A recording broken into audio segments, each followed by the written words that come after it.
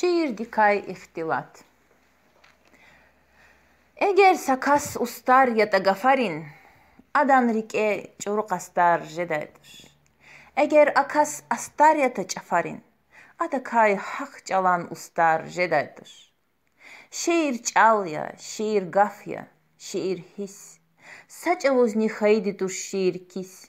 Eger sakas rahaz vada şair his. Sakün vayni kuna sustar jedaydır. Gülağıdık jeday bahazat zeheri. Har vuçyatan viçin qilin beheri. Kan hunal dipin gvinrin kelleyra. Hiç sadran içpin hatar jedaydır. Eger sadan esil yata çurudi. Giçin devay nekni jeda çurudi. Viçin mani koylu huray karudi. Bu çaytani pekres atvar jedaydır. Bessenamet nahaq juv nagaludmir. Gzaf rahaz gaf tsavari zaqudmir. Halaqda da juvav pekera gudmir. Ахпа абурин qaдар madar jedaydır.